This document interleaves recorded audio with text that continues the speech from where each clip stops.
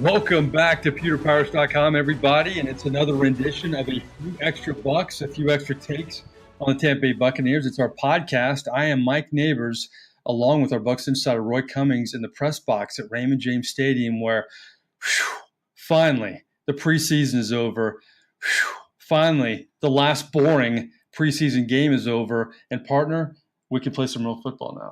Yeah, thankfully, the preseason's tough enough, and there's nothing more tough, more tedious, let's use that word, than the fourth preseason game. You know, you have to be – I don't understand how some of these fans come out here. I mean, even if you got a season ticket. If it's free. Man, even if it's free, yeah. It's hard. I mean, and look, I understand being a diehard, but there just comes a point where you got to say, look, it's not worth my time. This is not a good investment of my time. It's not that great of an. I mean, if it was 72 degrees and a beautiful evening, I could see it. But anyway, it's rainy, it's hot, it's miserable, it's bad football. But hey, I guess that's what makes it diehard. The kids looked happy. Maybe we're jaded. I don't know. Maybe we've covered too many preseason games. But maybe though, it's like my dad always would say when something he was disinterested in. He would use the example, I wouldn't walk across the street to see that. Yeah, right. Well, I would have gladly walked across the street, not to see this, but no, we shouldn't talk that way. Right. We're fortunate to be involved in covering this, and at the end of the day, we saw a few good things happen here tonight with the Buccaneers, which is a continuation of a lot of the good things that we've seen throughout the preseason. Exactly. We'd like to thank our title sponsors, House of Brews in Lutz and Sea Dog Brewing Company in Clearwater and their Treasure Island location on the beach. They have something in common, folks, and we really mean this. We value our title sponsors. Great brews, great food, great service. And speaking of great, our producer, Justin Thomas, has reeled in all the post-game sound from the Bucs' final preseason game. Justin, how are you? Roy, you sound so cantankerous, like some old man living next door complaining. I know, and I'm not that guy. No, I'm not the get off my lawn guy. Yeah. I'm not that. But it's just I get. Yeah, I guess when you've been doing this for 20 some years, that fourth preseason game is just it's tough, man. But I think I'm in the majority on this one. Let's talk to head coach Dirk Koetter. You can see it on his face. He's ready for real football. He's been answering a lot of questions about this fourth preseason game all week, and it gets monotonous in training camp and in the preseason. Here's Dirk Koetter on his overview of this team after this preseason is finally over. Well, I just like the way they're working and the way they're competing, and I think they're on the right track mentally for. These are going to be some hard-fought games. Every week in the NFL is tight and hard-fought, and we're starting right off in one of the toughest places to play that I've ever been in, and I've been in a lot of places. So this is a tough spot, and I think they're ready to compete. I think we've got pretty good internal leadership, and it's going to be a fun start to season. Yeah, Dirk Koetter has been in a lot of places. Let's talk about. Jameis Winston, he's a guy that's not going to be around this football team for the better part of the next month. He's going to have a 3-game suspension, and this was his last experience with the team in this fourth preseason game, even though he didn't play. He was the person everybody wanted to talk to, of course, after this game, because we won't have a chance to talk to Jameis Winston until the fourth week when he comes back against the Chicago Bears, and who knows the status of this football team. Here's Jameis Winston talking to the media for the last time, and it'll be for the next 3 weeks. What will you do even though you can't talk, you can't have any contact with the team? Do they have some plans for you, workout plans and stuff they specifically want you to work on? Yeah, I'm just going to be working really hard and getting ready for week 4. What were your parting words to your teammates? I'm going to be working my tail off to get back for week 4. That's really all, man. You can't say anything. It's a tough situation. So I'm just going to be working my tail off to get back with it. You're going to stay in town? Yeah, we haven't really made a decision about that yet, but probably.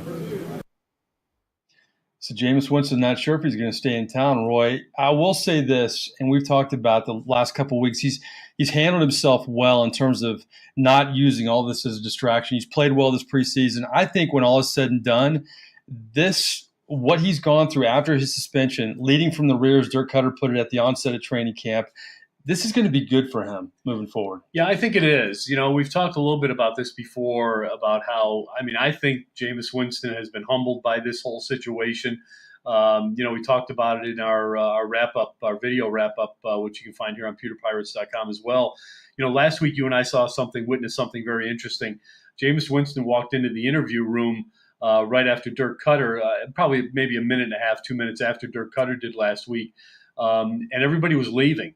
And he walked up to the podium, and there was nobody left to ask him any questions. He stood there for about a minute and a half, and not even a minute. I think he stood there for about 15 seconds. It was awkward. Anybody got any questions? And, really nobody did. And he walked out of the room without being asked any questions. And I think that was just another example of how he's not only has he not been a distraction, but people have, in a way, almost kind of forgotten about him.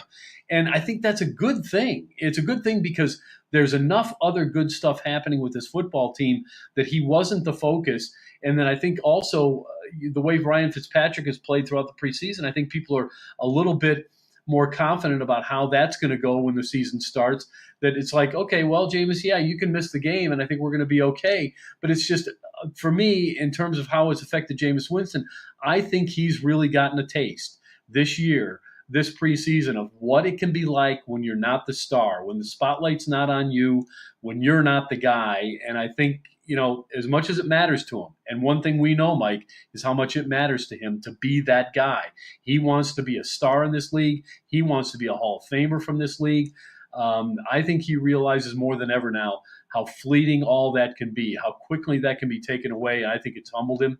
And I think at the end of the day, that's going to be a good thing for him. I think you're going to see him, as he said, work his tail off so that when he does come back, as much of the question as it's going to be as to who's going to be the quarterback going into Chicago, he's going to make every argument that it should be him, and he's going to try to prove it on the field. I don't know if it's going to be him at that point.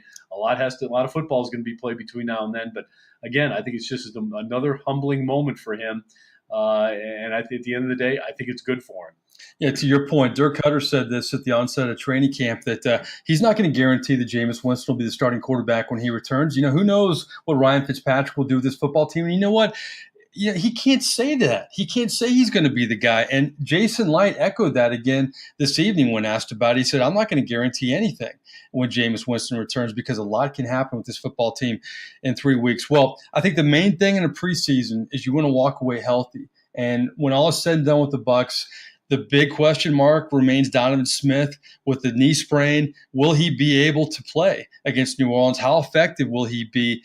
And then you have another problem because, that was the main injury. So the Bucs, I think, have to feel good injury-wise. They didn't have, Vita Vea will eventually get back, and he was slow too. But, a lot of other football teams around the NFL get hit with the injury bug far worse than the Tampa Bay Buccaneers have. So I think a big concern, though, is Ronald Jones still. He's your second-round pick, one of 3.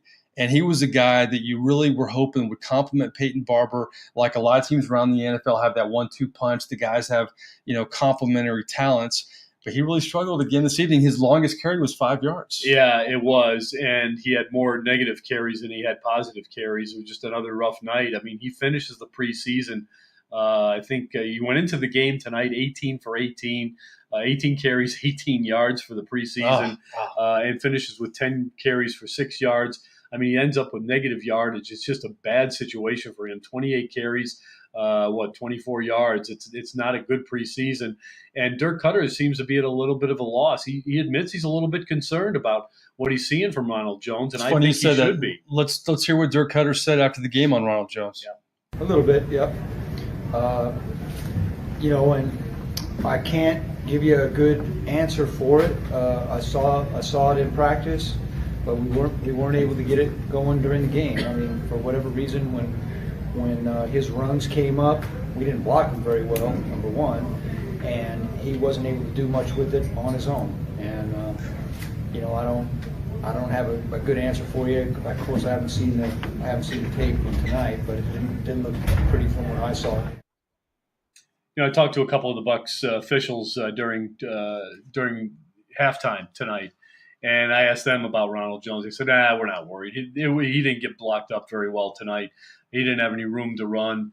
But at the same time, I sort of got the feeling when they were saying that it was kind of like Yeah, but still, I mean, when you go back and look at it as a whole, you could say tonight that it didn't get blocked up very well, but he had some opportunities earlier in the preseason to break some runs off, and he just didn't get it done. I'm with Dirk on this. I don't think it's a big concern. The line didn't help him much tonight, particularly. But at the end of the day, I mean, this is a guy who you were counting on to be a big part of your running game. And right now, I don't think you can count on him. If this kind of stuff continues into the regular season, you're going to waste a series or two trying to get him going. Yeah. You can't take that chance. And if Peyton Barber gets hurt, look, it's like I said, I still think this team may look at some running backs, depending on what happens out there on the waiver wire. I like what we're seeing out of Sean Wilson. Yeah. That guy, in my opinion, Mike, has earned himself a roster spot just based on the fact that he can return kicks. Probably better than almost anybody on this team based on what we saw in preseason. But you know what? Running behind the same line tonight, he ran pretty well. And so I think there's a chance he makes the team as well. They still have Jaquiz Rodgers. I don't know if they really want to keep Jaquiz, but at this point, I think you have to because you know that he can get out there and you know what he can do. Whereas with Ronald Jones, it's still a bit of a mystery. I mean, he's just having a hard time adjusting to the speed of the league and kind of finding his groove here. And until he finds it, I'm not sure how much you can count on him in a game on a Sunday. You put it well when we're watching the game. There's just no juice there. There's no burst, and that's what we expected when he was drafted. I know you're not going to get it overnight, but we haven't seen any of it this preseason, except for that one pass he caught from Fitzpatrick in the third preseason game. Yeah, he was considered a home run hitter. A guy who can break through the line and then break off a long run. A 50, 60, 70-yard run for a touchdown. That's the kind of player he was at USC. That's what the Bucs drafted him to be here. And the problem is he can't get through the line. And the other issue he's having, he doesn't appear to me to have the speed to get around the edge on the outside. And they've tried everything. He's a slasher. This is he's not the kind of guy that you want to, throw a lot of toss sweeps to. Mm-hmm. He's the kind of guy you want him slashing through the line and breaking into the open on his own. The problem is he's having a hard time slashing through the line right now. And they've tried to get him going with these toss sweeps and stuff, but he's not fast enough, really, it seems, believe it or not, to get around the edge here in the NFL at this point. So, I still think it's just a matter of him developing a comfort level with the speed of the game and the league and everything, and maybe stop thinking.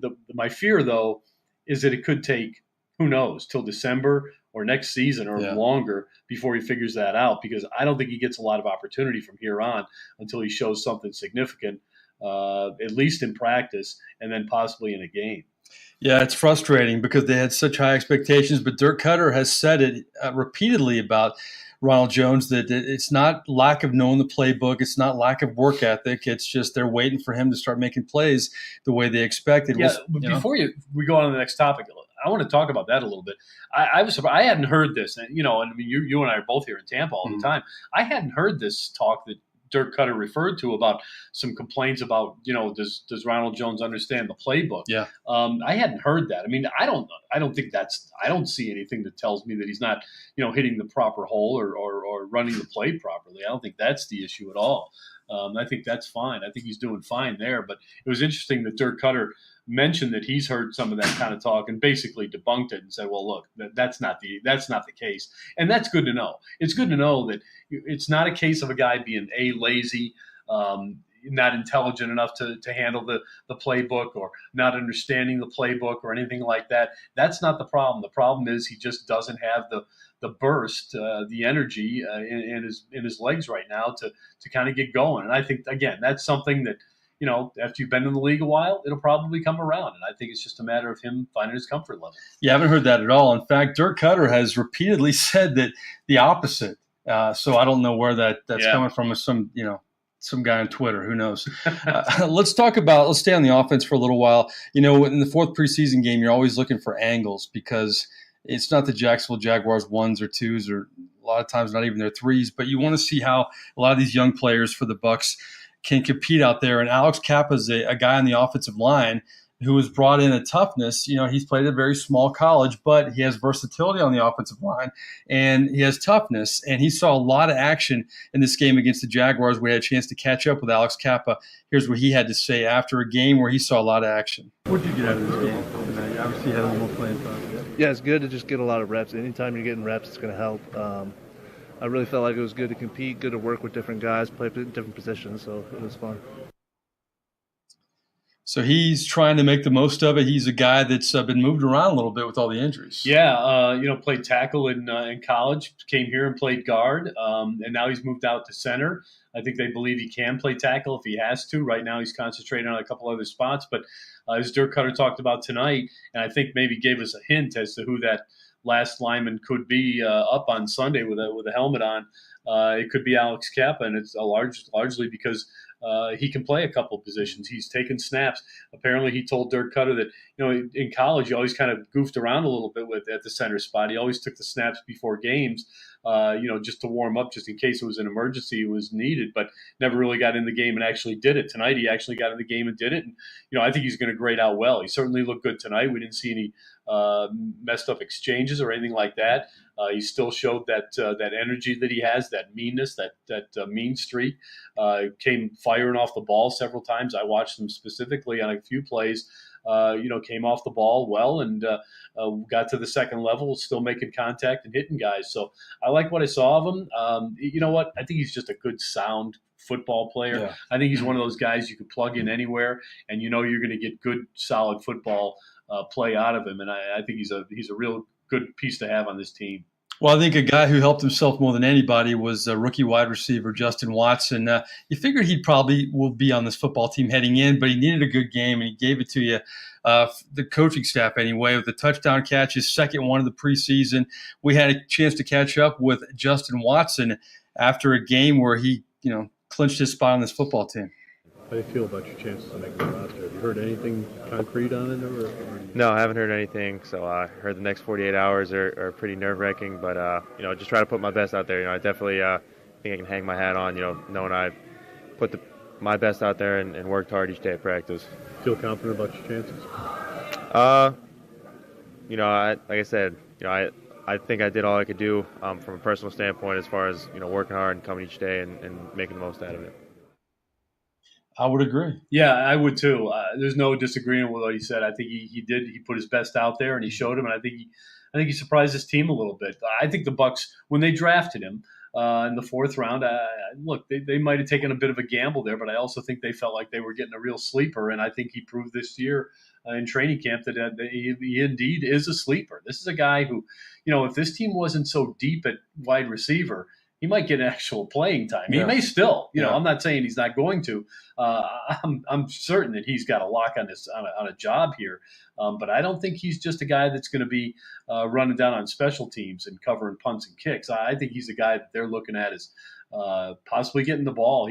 Don't be surprised if somebody goes down, they're going to be able to turn to him right away and give him some reps. He can play a couple of different spots. He can play in a slot. He can play on the outside. He's a big guy. And you know what? He's got a body that's only going to get bigger. I mean, when the comparisons came out to Jordy Nelson about him when he got drafted, you can look at this kid, not just physically, but look at him on the field and say, okay, I can see that in 4, 5, 6 years, this guy could be that kind of a player. He's got the size. He's got the hands. He's a smart, savvy player. I like what I see of him, and obviously the Bucs do too.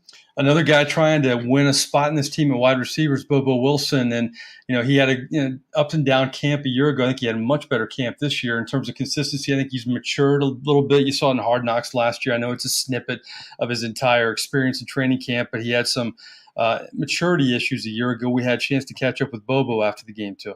How important has it been that you guys have had a deep room this year, a lot of competition at wide receiver? Do you feel like that pushed you and made you better as well? Yes, that pushed us a lot, and it came starting off from Deshaun, Mike, and Hump, Chris Godwin. We push each other every day. In order for this offense to go, the receivers got to go, and we bring the hype and the swag. So.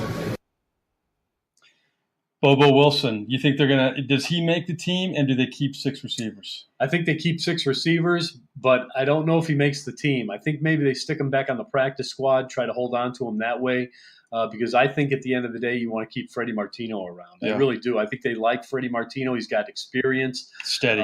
He's steady. better player than people want to give him credit for. Whereas Bobo helps you in a lot of ways. I don't think he's a guy they want to lose, but I think at the end of the day, they probably feel like that he could probably slip through, and they can hold on to him out of the practice squad because let's face it. He's been with the Bucs now for 2 years. Not a lot of other teams have had a chance to look at him. So I think they probably feel like he's a guy they could probably hold on to as a practice squad guy as opposed to Freddie Martino. So I think he probably makes the practice squad, but I may be wrong on that. They may see enough. Again, everything you said is right. He's matured a little bit. He's had a better camp this year than last year. They may see enough to say, all right, you've earned the roster spot. All right, defensively, not a lot of, headlines, really. I mean, we know who the headliners are going to be, and they were on the sidelines in this game, especially defensive linemen, up and down the defense.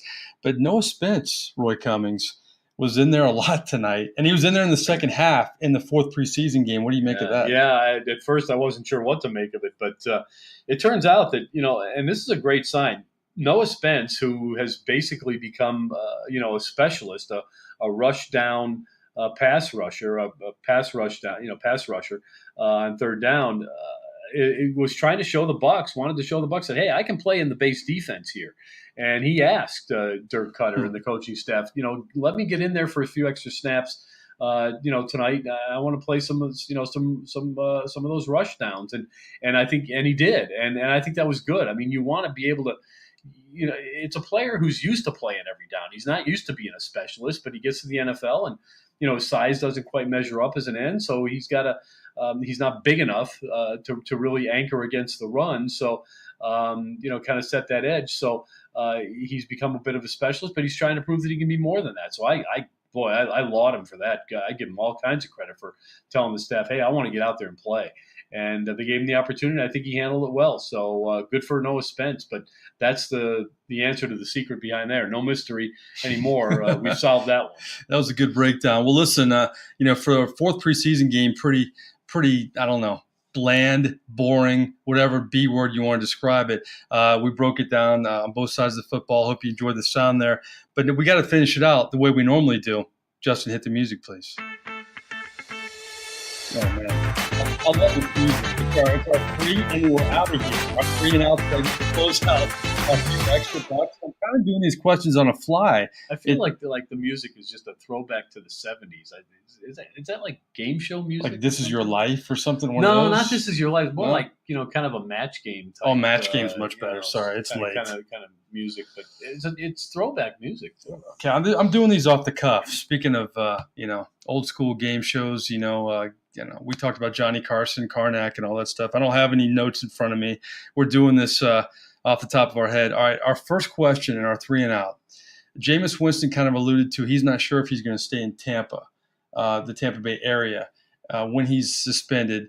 Does it matter? Does it matter if he stays here or not? No, yeah, it doesn't. And nobody should get all worked up if he doesn't. Look, he's got a young child now. He wants to spend some time with him. This is an opportunity for Jameis Winston to go and spend some time with his family. That might be good for him. If he leaves town, I don't have a problem with it. He knows what he's got to do to be ready for week 4. He's going to do everything he has to do. As you heard him say it, he's going to work his tail off. And you know what? So that you and I know Jameis Winston. We know he's going to be working his tail off. Doesn't matter where he goes. He'll find a football field and he'll find some people to throw the ball to, and he'll get the work done that he has to do. It doesn't matter where he does it. If for all I care, go to Jamaica. He can do it on the beach just as well at Sandals as he can at home in Bessemer, Alabama. So it doesn't matter to me where he does it. Jesuit High School here in Tampa, take your pick, Jameis. My guess is it will be a little bit of everything, but at the end of the day, it doesn't matter. You can say a lot about Jameis Winston, and we have. But he works hard. The guy works hard. You can't slide him on that. All right, our second question, our 3 and out. We stay in the quarterback position. I thought an interesting development in the NFC South since the last time we talked. The Saints pick up Teddy Bridgewater. They're clearly all in New Orleans for a number of reasons. What do you think of that pickup? Well, yes, they're all in, but you know what? A quarterback coming onto a team that late, I mean, how long before he can really help you? I think it's going to be weeks before he can really help you. He's got to learn the system, and develop a chemistry with the players. But you know what? Look, and you know Sean Payton as well as anybody because you've worked with him for so long. But I think it's a smart move by that team. They obviously like Teddy Bridgewater. They're picking up a guy. They're in a situation where they have to start thinking about beyond Drew Brees. Drew Brees may want to play for another 2, 3, 4 years, but does he really have 2, 3, 4 years left in him? You can't just count on that being the case. If you're a team like the Saints, you got to have somebody, and they've tried to do it through the draft a little bit. Tried guys with like Ryan Griffin, can't hold on to him because everybody knows that Brees is their guy. So. I think it's a smart move. I don't mind it. I've also heard people say, well, it could have been a Buccaneer. It was never going to happen, folks. Yeah, you maintain that for a while. I maintain that because I can tell you right now, the Buccaneers never really liked Teddy Bridgewater coming out of college. They like the talent. They don't like the body. They've always thought that he would be too frail, too injury prone, or too subject to injury. I shouldn't say injury prone, but too subject to injury because of the body. And guess what? In my opinion, all Teddy Bridgewater's done in the NFL is prove that he can get hurt. So, yeah, I think that has a lot of merit. But I think your first point, they don't want to see Teddy Bridgewater in the field at all this year. No. If Drew Brees is the guy, they don't want to see him at all. But it's a insurance policy / quarterback of the future. And I kind of applaud the Saints for the move because they only gave up a third rounder. And I know it's a third rounder, but this team is built to win right now. And if Brees goes down, they can't have Taysom Hill in there, who's a good prospect, but he's not ready to have the keys and drive the big car yet. All right, Justin, I'm going to bring you in for this one because the fourth preseason game is so boring. This is our third question and our 3 and out. It's so boring. These are the kind of conversations we hear in the press box. Not Roy and I, because we're breaking down everything. But around us, nobody's concentrating on football. Everybody's just, when's this game going to end? Please stay in bounds, run the ball, let's move the clock, blah, blah, blah. One of the conversations was, who's the most famous person you've ever met? So I want you to think about it, Justin. I'm going to hand off the reins to Roy Cummings. If you have an answer, our third question and our 3 and out, 3 and we're out of here. Who's the most famous person you've ever met? Muhammad Ali. Wow. Really? It was at the Super Bowl in Arizona a few years back. Not the last one in Arizona, the one before that. And he happened to be in the media room and just happened to be there at the time. Got lucky, and so I'll say Muhammad Ali. Wow, that's tough to top. Yeah.